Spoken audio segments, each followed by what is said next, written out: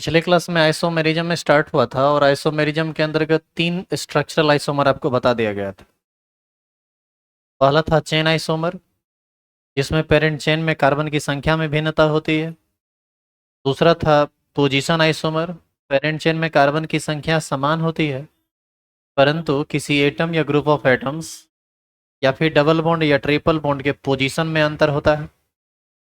तीसरा बताया गया था आपको रिंग चेन आइसोमर, जिसमें एक आइसोमेरिक फॉर्म कार्बन के ओपन स्ट्रक्चर में रहता है और दूसरा साइक्लिक चेन में रहता है। इसी को हम लोग रिंग चेन आइसोमर कहते हैं।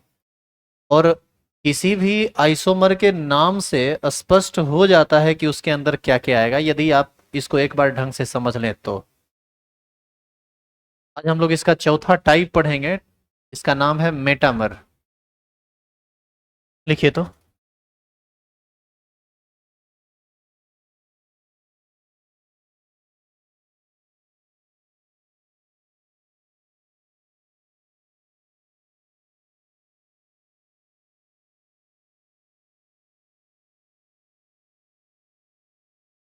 लिखेंगे।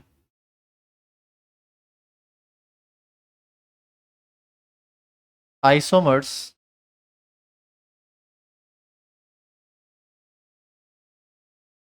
which differs in carbon chain on either side of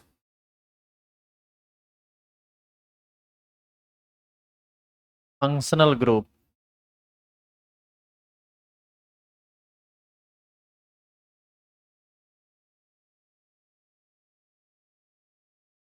are called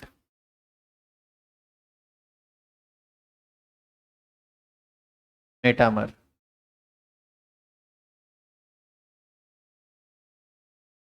बेहतर होगा कि आप इसको एग्जाम्पल से समझें।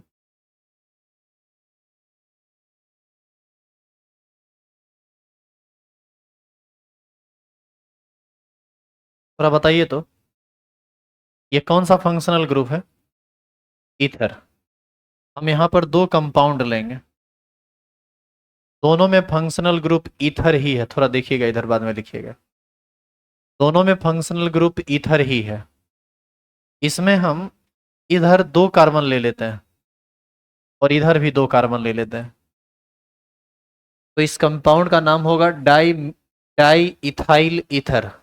कॉमन कॉमन नेम सिस्टम में, या इसी को आईयूपीएसी सिस्टम में हम कह सकते हैं इथॉक्सी इथेन। दो कार्बन का पेरेंट चेन होगा, दो कार्बन का सब्स्टिट्यूएंट ऑक्सीजन सहित होगा। दो कार्बन के लिए इथ, ऑक्सीजन के साथ ऑक्सी, तो नाम हो जाएगा इथॉक्सी। दो कार्बन का मेन पेरेंट चेन है तो इथेन, नाम हो जाएगा इथॉक्सी इथेन। अब बताइए, यहाँ पर ऑक्सीजन के दोनों तरफ दो दो कार्बन है। हम ऐसा भी तो कर सकते हैं कि एक तरफ एक कार्बन ले लें और एक तरफ 3 कार्बन ले लें। आप इसमें हाइड्रोजन पुट करके देखिए, आपको हर जगह हाइड्रोजन बिल्कुल समान मिलेगा। पहले आप ये बताइए कि अभी तक कितना कार्बन कितना ऑक्सीजन है दोनों में? 4 कार्बन 1 ऑक्सीजन, ऊपर वाले में भी है 4 कार्बन और 1 ऑक्सीजन, नीचे वाले में भी। आप हाइड्रोजन पुट कीजिए, यहाँ कितना लगेगा? 3। 4 बॉन्ड पूरा करना है तो 3 हाइड्रोजन पूरा करना पड़ेगा। यहाँ 2, 3 2 5, 5 2 7, 3 10। बताइए तो इसका क्या फॉर्मूला बना? C4H10O। डेफिनेटली यही मॉलिक्यूलर फॉर्मूला आपको इसका भी आएगा। कितना आएगा यहाँ? 3 2 5 2 7 3 10। तो हम उतना हाइड्रोजन दिखाएंगे नहीं, और यदि आपको दिखाने का इच्छा है तो इतना कॉम्प्लिकेटेड स्ट्रक्चर बनाना कोई ज़रूरी नहीं है। फिर आप ऐसा दिखा दीजिए इस तरह से,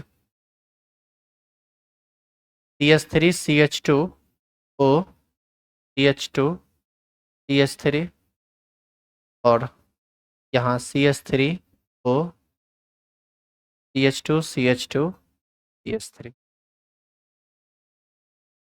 फंक्शनल ग्रुप के दोनों तरफ कार्बन के चेन में भिन्नता है कि नहीं?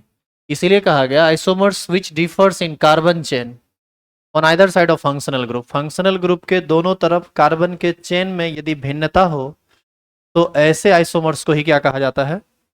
मेटामर। और इस फेनोमेना को हम लोग मेटामेरिज्म कहते हैं, लेकिन उससे ज़्यादा मतलब अभी है नहीं।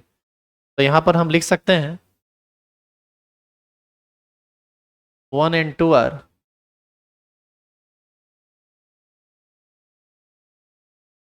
मेटामर। ऐसा नहीं है कि एग्जाम्पल का एक ही सेट इसमें बनेगा, एक दूसरा सेट भी आप बना सकते हैं, तो कि अभी उतारिए मत। हम एक एग्जाम्पल लेते हैं CH3 CH2 CH2 NHCS3। किनको किनको पता है कि इसमें कौन सा फंक्शनल ग्रुप है? कौन सा फंक्शनल ग्रुप है बोलिए? एमाइन। किस डिग्री का? 2 डिग्री का। सेकेंड डिग्री जनरली नहीं बोला जाता है, आप उसको या तो सेकेंडरी बोलिए, सेकेंडरी बोलिए, सेकेंडरी एमाइन, नहीं तो फिर 2 डिग्री एमीन बोलिए, इस तरह से बोलेंगे। अच्छा, इसी में यदि हम इसको पहला एग्जाम्पल माने और इसी का दूसरा example CH3 CH2 NH CH2 CH3। आप ध्यान दीजिए, यह भी 2 डिग्री एमाइन है, यह भी 2 डिग्री एमाइन है, फिर दोनों में अंतर क्या है? अच्छा, मॉलिक्यूलर फॉर्मूला भी समान है। आप आइसोमेरिज्म की बात तो तभी करेंगे जब मॉलिक्यूलर फॉर्मूला समान रखेंगे।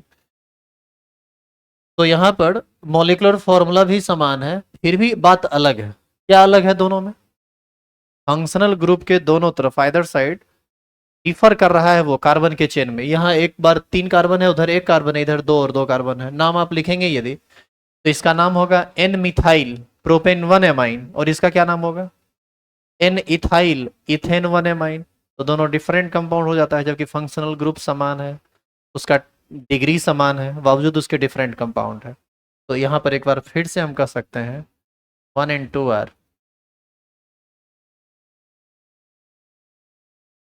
मेटामर। क्लियर है ये? उतारेंगे।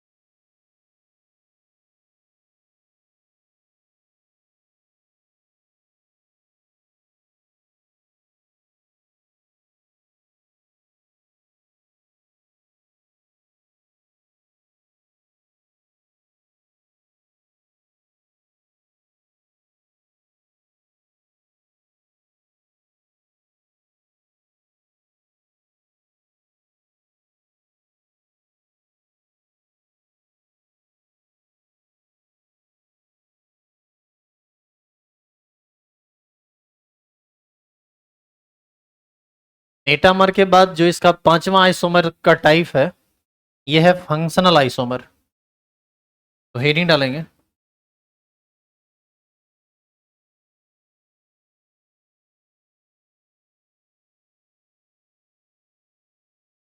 बोर्ड एग्जाम में इसी से क्वेश्चन आता है, फंक्शनल आइसोमर से ही। इसको थोड़ा ढंग से समझिएगा। सच पूछिए ना तो CBSE बोर्ड हो या फिर बिहार बोर्ड, यहाँ से जो क्वेश्चन पूछा जाता है कि how many isomers are possible by the formula something, जो भी दिया गया है, इस सब क्वेश्चन को 11th में यदि आप पढ़े थे ना, तो मुश्किल से 3 से 4 मिनट में समझाया जा सकता था कि कैसे बनाओगे, और आप बना भी लेते। लेकिन चूंकि 11th में आप पढ़े, आप चीज़ों को भूल गए, बहुत सारे लोग 11th में पढ़े ही नहीं, तो ऐसी स्थिति में क्वेश्चन बनेगा ही नहीं, कितना भी प्रयास कर लो। तो हम ये प्रयास कर रहे हैं ना कि जो क्वेश्चन पूछा जाए उसको आप एक बिल्कुल जड़ से समझ लीजिए, ताकि कोई भी क्वेश्चन किसी भी लेवल का पूछे तो छूटे नहीं। बाकी इससे हाई लेवल का यदि पूछेगा तब तो फिर बात ही अलग है जी, आज तक तो ऐसा पूछा नहीं है।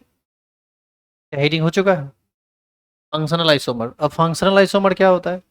ये ऐसे आइसोमर्स होते हैं जिसमें फंक्शनल ग्रुप में अंतर होता है, जिसके पास डिफरेंट फंक्शनल ग्रुप रहता है। किसी के पास एल्कोहल है तो इथर रहेगा, दूसरे के पास कुछ इस तरह से होता है। एग्जाम्पल पर इसको और बेहतर समझा जा सकता है। तो हम लोग नॉर्मली इसको डिफाइन कर सकते हैं, isomers which have different functional group is called functional isomer. लिख लीजिए, लिखेंगे isomers which have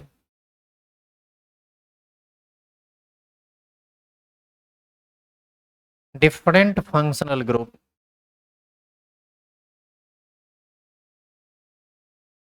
are called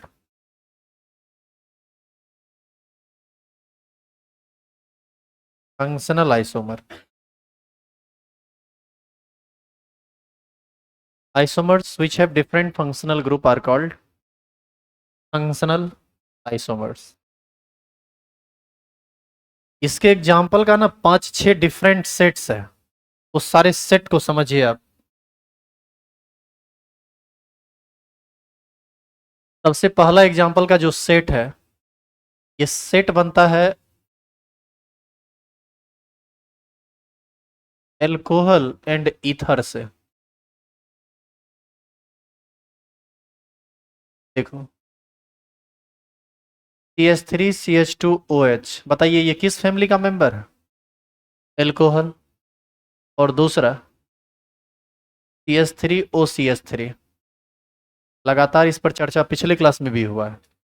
ये इथाइल एल्कोहल है, ये डाइमिथाइल ईथर है।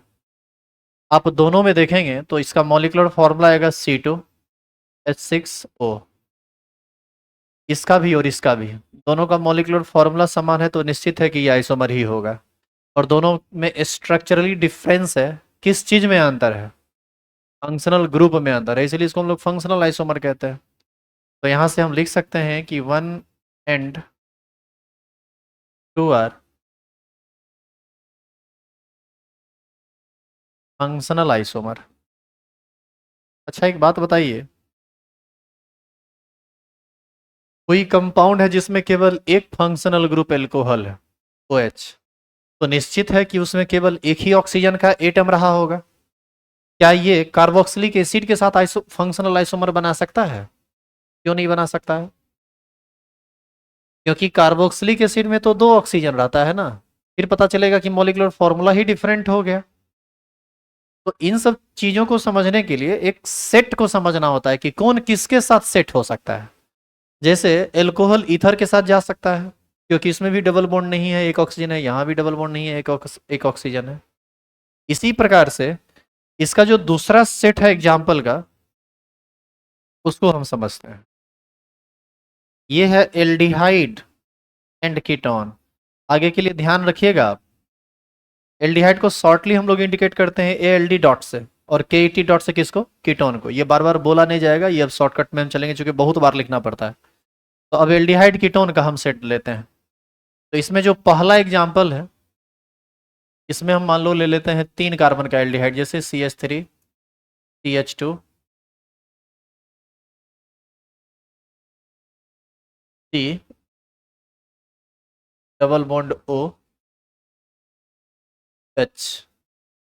बताइए क्या इसमें आपको एल्डिहाइड दिख रहा है? COH या CHO, इसी को ना आप एल्डिहाइड कहते हैं। अच्छा, इसी में यदि आप कीटोन बनाते तो क्या करते? कीटोन फंक्शनल ग्रुप होता है C डबल बॉन्ड O, यही ना होता है कीटोन? दोनों तरफ कार्बन लगाना होता है। अब ध्यान से देखिए, कार्बन हाइड्रोजन और ऑक्सीजन की संख्या दोनों में समान है। अंतर कहाँ है? एक में एल्डिहाइड फंक्शनल ग्रुप, दूसरे में कीटोन फंक्शनल ग्रुप। तो ये दोनों एक दूसरे का क्या कहलाएगा? 1 and 2 आर फंक्शनल आइसोमर। इसी तरह से एग्जाम्पल का हम अब तीसरा सेट लेते हैं, और तीसरा सेट में आपको हमारी कुछ हेल्प करनी है। वो क्या है आप थोड़ा ध्यान से सुनिएगा।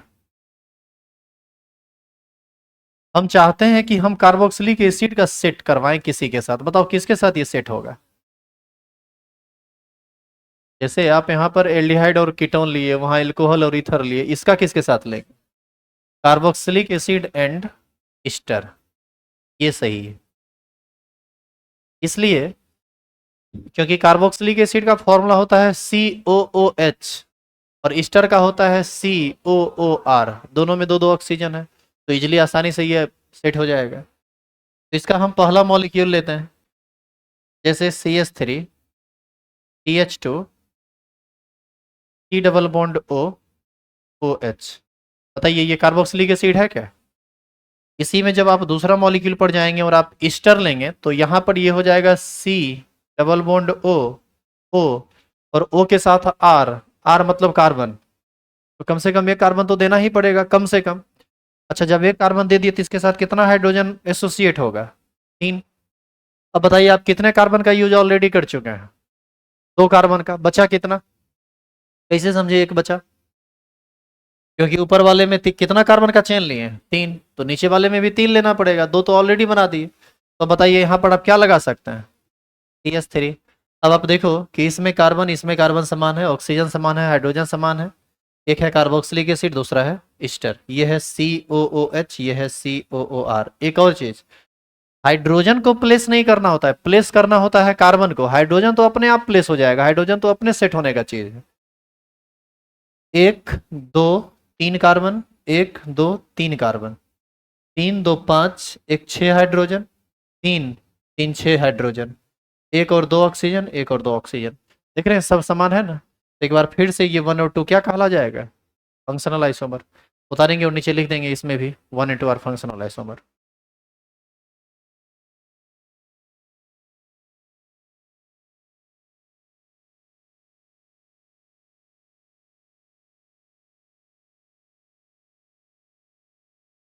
ये किसी का है क्या,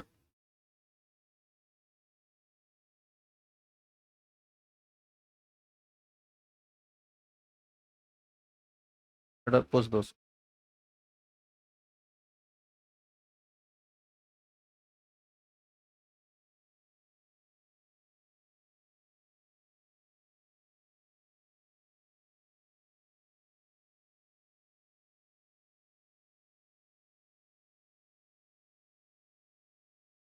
तुम अब्सेंट था क्या रे पीछे, खड़ा हो जाओ। कितना दिन के बाद आए हो, हाँ क्या बोल रहे हैं, दिल्ली आ रहे हो, सच में। कल मार खाया था कि नहीं, नहीं खाया था, तो अच्छा ठीक है आगे ध्यान देंगे।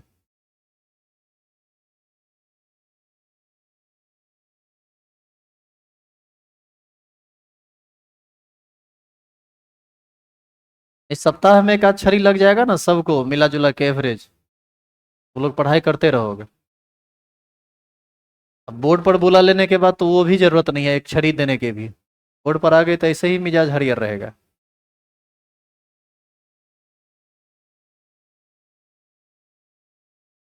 और जिस दिन आपको बुरा लग जाए ना ये सब बोल दीजिएगा, फिर हम आपको टोकेंगे भी नहीं पढ़ाई लिखाई के लिए।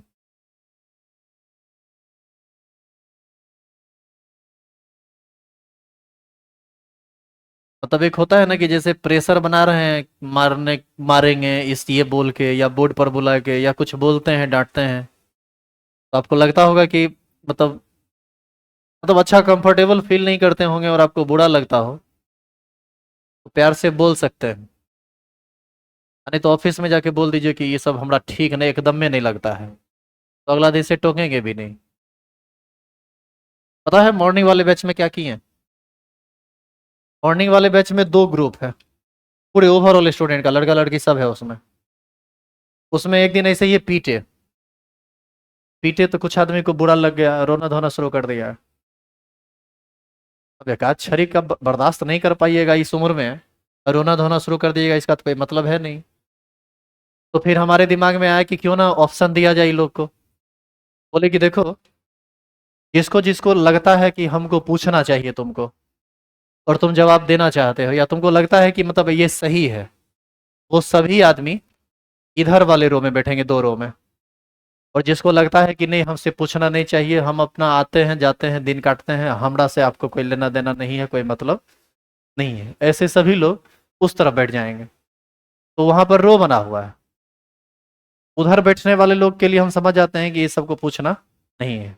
और इधर वाला जो सब रहता है उसको वो दिमाग में रहता है कि पूछना है, तो इधर वाले को पूछते भी हैं पीटते भी हैं, उधर वाले को छोड़ देते हैं। तो क्या करें, तुम्हारे बैच में भी कुछ ऐसा ही सिस्टम कर दें क्या? कर दें?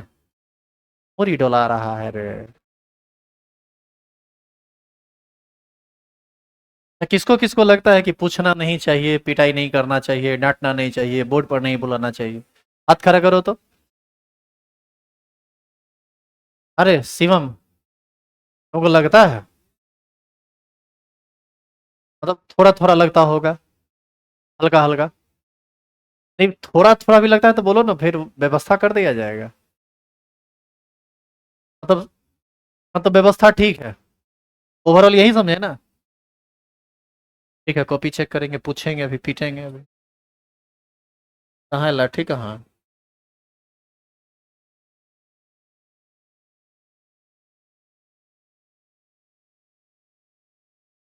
लाठी देख रहा है? टोटली है, पहले ये सोटा था, बड़ा सा था, मारते मारते गया टूट, अब ये क्या हो गया? टोटली। चलो अब भी तुम अपना फैसला बदल सकते हो। मतलब पूछताछ ठीक है, मतलब चलते रहना चाहिए? नहीं चलते रहना चाहिए, इस पक्ष में कितने लोग हैं? हाथ खड़ा करो। अरे लुल्ल की तरह भी हाथ खड़ा करो, समझ जाएंगे। अच्छा, सब मतलब पूछना चाहिए नहीं? ठीक है, तो नहीं, ये सिर्फ माथा में ये रखने से काम नहीं चलेगा कि पूछते रहिए या पूछना चाहिए। आप उसके लिए रेडी होइए, मैटर यहां करता है। पूछते रहना चाहिए, मान लो हर दिन एक अक्षरी देते रहेंगे तुम पतित हो जाओगे, पता चलेगा मारने से फायदा नहीं, उल्टा नुकसान हो गया। उनको पतित थोड़े बनाना है। आदमी को डर जो है ना बात का होना चाहिए। छड़ी से डरता कौन है? छड़ी से क्यों डर लगेगा? 10 लाठी लगी जाएगा तो उससे क्या बिगड़ने वाला है तुम्हारा?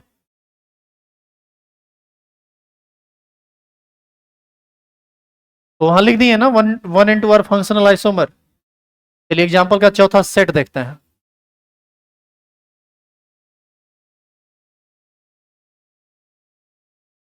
आप एक फंक्शनल ग्रुप नाइट्राइल पढ़े थे और एक आइसोनाइट्राइल पढ़े थे, याद है? एक होता है CN और एक होता है NC, तो उसका भी बनता है नाइट्राइल एंड आइसोनाइट्राइल।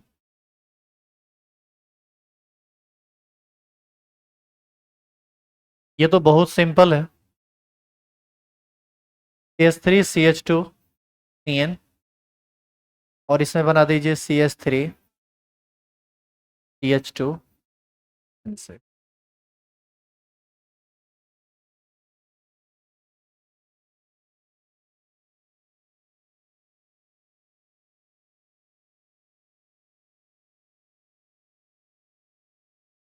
एग्जाम्पल का पांचवा set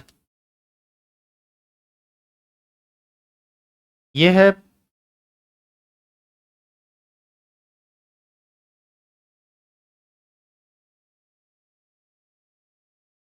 1 degree, 2 degree and 3 degree amine. पहला compound CH3 CH2 CH2 NH2। बताइए ये अमाइन फंक्शनल ग्रुप है किस डिग्री का? कैसे समझे 1 डिग्री? नाइट्रोजन के साथ कार्बन का एक चेन रन करे तो 1 डिग्री, या नाइट्रोजन के साथ 2 हाइड्रोजन जुड़ा हुआ है तो वो 1 डिग्री ही होगा, तो ये 1 डिग्री है। अब इतने कार्बन और हाइड्रोजन से हम 2 डिग्री का बनाएंगे, तो क्या करेंगे, एक हाइड्रोजन को हटाएंगे और वहां पर कार्बन जोड़ेंगे। मैं फिर से कह रहा हूं, हाइड्रोजन को प्लेस नहीं करना होता है, वो अपने आप प्लेस हो जाता है। आप कार्बन को प्लेस कीजिए। इधर 4 कार्बन है, आप इधर 3 कार्बन ले लो अगला एग्जाम्पल में। CH3 CH2 CH2, यहाँ ले लेते हैं, एक हाइड्रोजन हटाते हैं तो एक एस तो रह जाएगा ना, और एक CH3 ले लो। बताइए ये किस डिग्री का एमाइन है? ये 2 डिग्री है।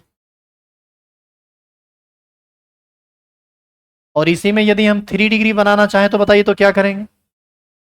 इधर 3 कार्बन से एक और कार्बन निकालेंगे और इस हाइड्रोजन को भी हटा के वहां पर कार्बन जोड़ देंगे। तो इसका जो तीसरा होगा ये होगा CH3CH2 N CH3 बताइए ये 3 डिग्री एमाइन है क्या? आप सब में जोड़ लीजिए, आपको कार्बन मिलेगा 4, हाइड्रोजन मिलेगा 11 शायद, 3 2 5 3 8 3 11, और नाइट्रोजन मिलेगा 1। इसी मॉलिक्यूलर फॉर्मूला से ये भी बना है, ये भी बना है, ये भी बना है। तीनों में अंतर क्या है? अंतर क्या है, समानता क्या है?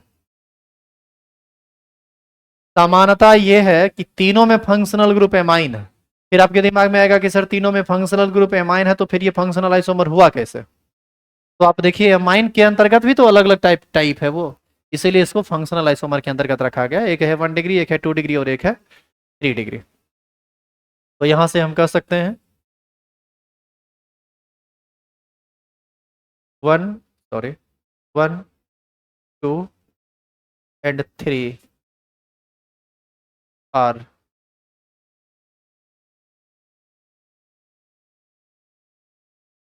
Functional isomer. उतारिए।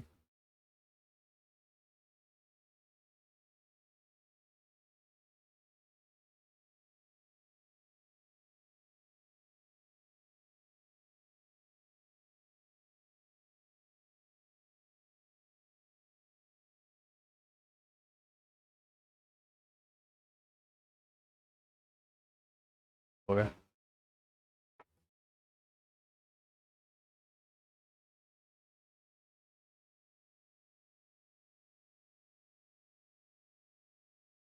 तो ये था एग्जाम्पल का 5वां सेट, एग्जाम्पल का अब 6ठा सेट होगा।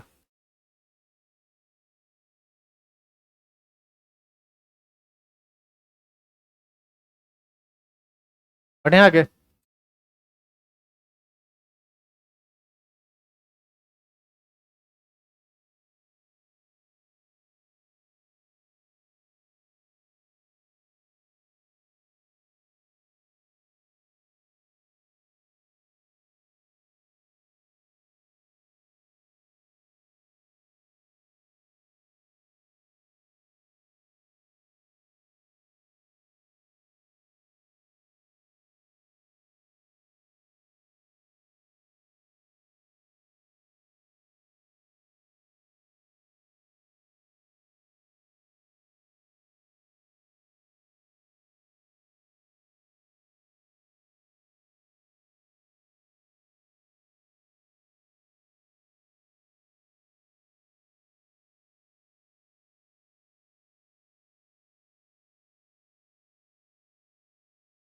चलिए 6ठा सेट उतारिए साथ साथ। तो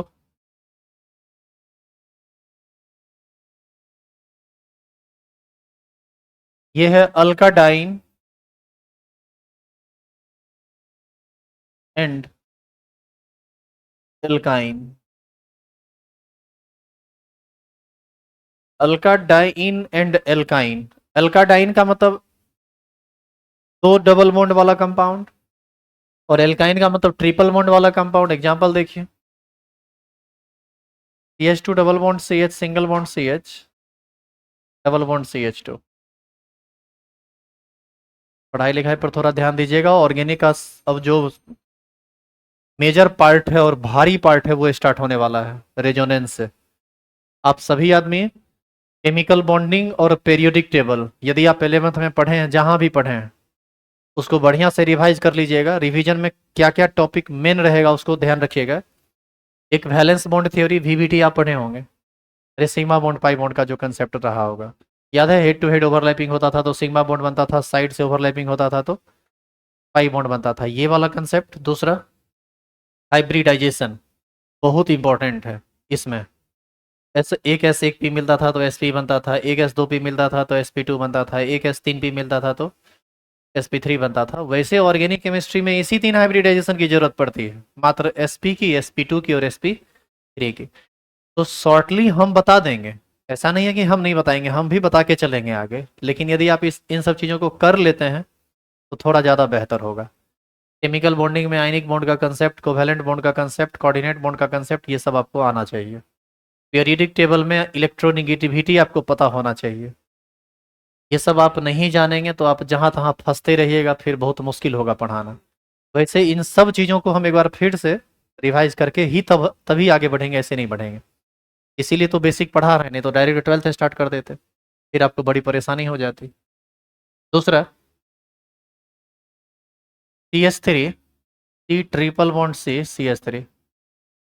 आप ध्यान से देखो, दोनों में कार्बन 4 है, हाइड्रोजन 6 है। C4H6 इसका भी फॉर्मूला, C4H6 इसका भी फॉर्मूला। फिर दोनों में अंतर क्या है?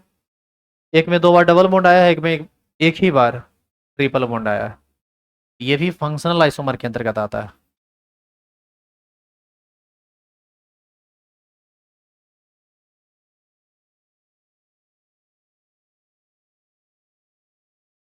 यहाँ एक बात नोट करके आप लोग लिख लेंगे,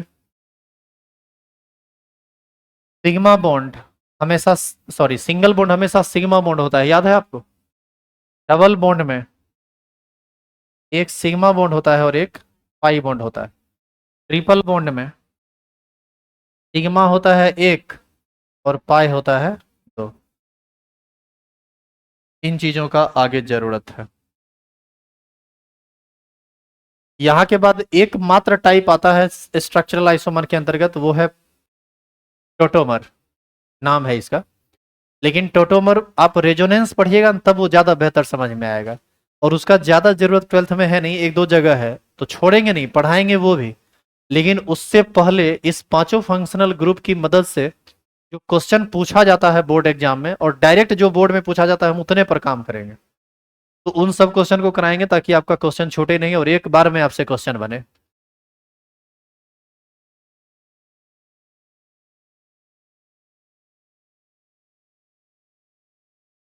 क्या आप यहां तक पहुंच चुके हैं?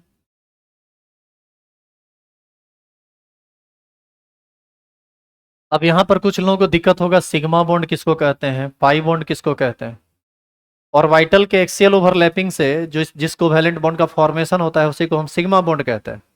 और ऑर्बिटल के लेटरल ओवरलैपिंग से जो बॉन्ड बनता है उसको हम लोग पाई बॉन्ड कहते हैं। आप याद कीजिए, हाइब्रिड ऑर्बिटल हमेशा सिग्मा बॉन्ड का फॉर्मेशन करता है, और अनहाइब्रिडाइज्ड ऑर्बिटल ही हमेशा पाई बॉन्ड का फॉर्मेशन करता है। ये सब केमिकल बॉन्डिंग में आपको बताया गया है, जो हम रिवीजन करने के लिए बोल रहे हैं।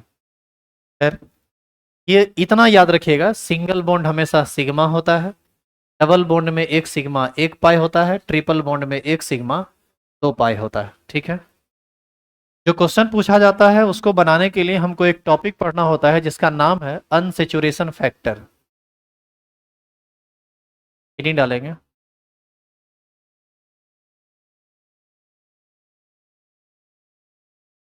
शॉर्टकट में इसको हम यूएफ कहते हैं। आप 11th वाला को भी पलटिएगा, इसका चार नाम आपको बताया गया है। अनसेचुरेशन फैक्टर भी कहा जाता है, यूएफ।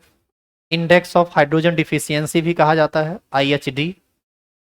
डबल बॉन्ड इक्विवेलेंट भी कहा जाता है, इसका भी फर्स्ट लेटर लीजिएगा तो डबल बॉन्ड इक्विवेलेंट, डीबीई से इंडिकेट किया जाता है। और एक और नाम है इसका, degree of unsaturation, degree of unsaturation. ये चार नाम से ये जाना जाता है। लेकिन उतना नहीं जाने, हमसे कभी नहीं पूछने वाला है कि what do you mean by degree of unsaturation और इंडेक्स ऑफ हाइड्रोजन डिफिशियंसी और अनसेचुरेशन फैक्टर। आपको इसकी जरूरत पड़ती है इस तरह के क्वेश्चन को बनाने के लिए। तो सबसे पहले हम जाने कि अनसेचुरेशन फैक्टर है क्या। एक चीज देखो इधर,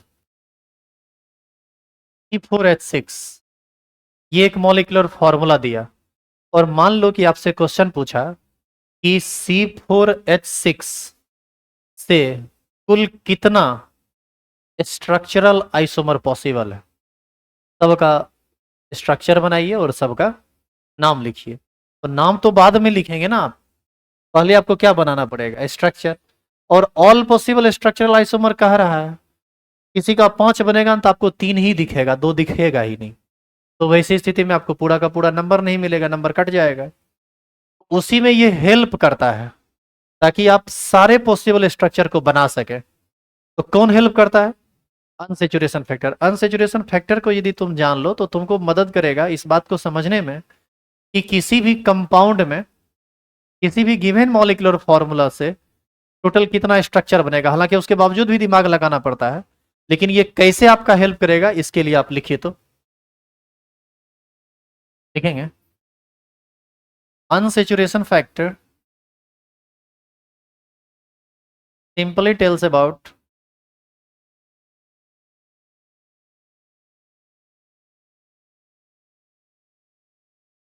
total number of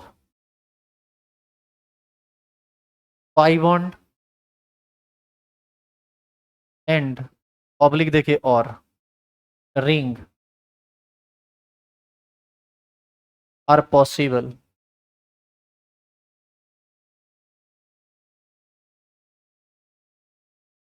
from the given formula, from the given molecular formula.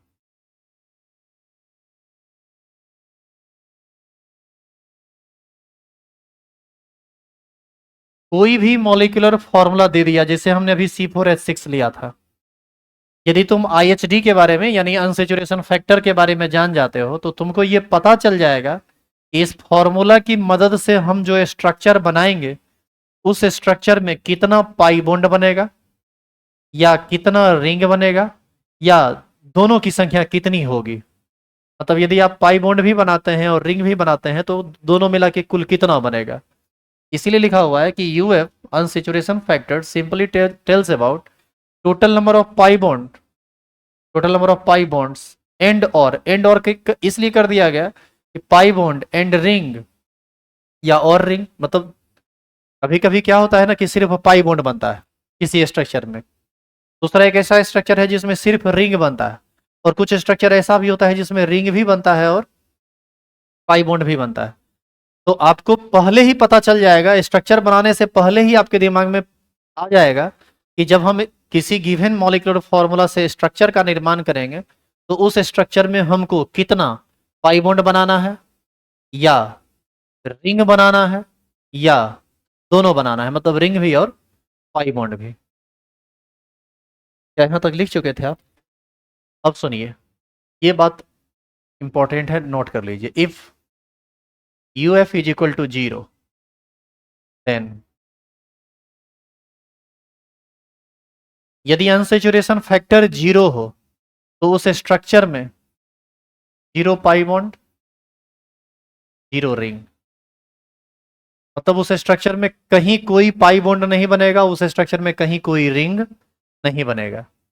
दूसरा, if unsaturation factor is equal to 1 then, ध्यान से सुनिए, यदि अनसेचुरेशन फैक्टर का मान 1 आया तो जो मॉलिक्यूलर फॉर्मूला दिया जाएगा उसमें उसकी मदद से जब आप स्ट्रक्चर बनाएंगे तो उसमें एक बात ये हो सकता है कि आप एक पाई बॉन्ड बना दीजिए, और यदि आप पाई बॉन्ड नहीं बनाना चाहते हैं तो एक क्या बना दीजिए, रिंग। खाली ध्यान रहे, पाई बॉन्ड बना देंगे तो रिंग नहीं बनेगा और रिंग बना देंगे तो पाई बॉन्ड नहीं बनेगा, क्योंकि हम यहाँ पर और का यूज किए हैं, एंड का यूज नहीं किए हैं। क्लियर है ये?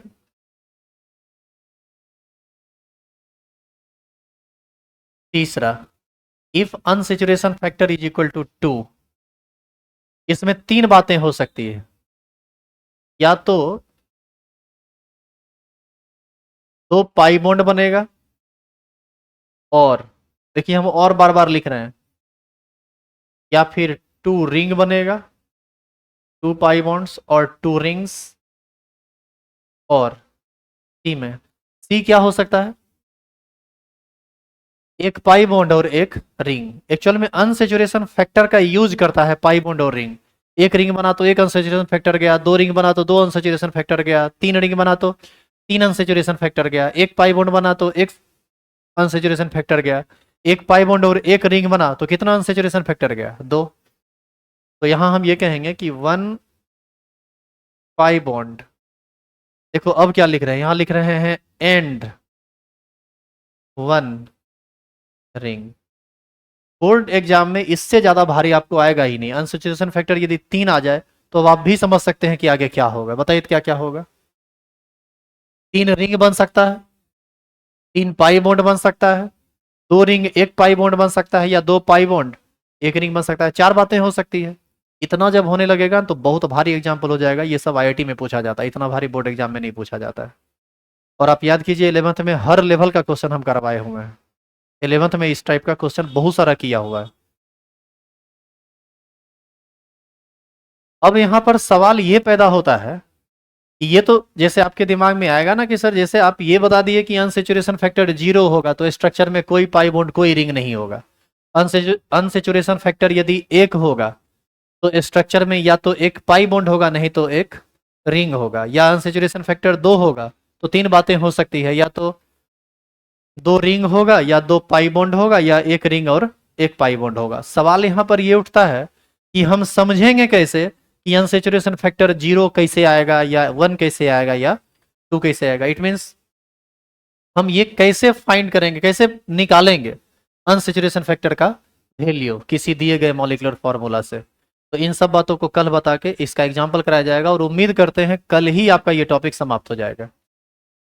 और यदि कल नहीं हुआ तो परसों, और परसों के बाद एक बैक क्लास भारी हो जाएगा इसका, ऑर्गेनिक केमिस्ट्री का। तो बाकी देखते हैं हम लोग नेक्स्ट क्लास में।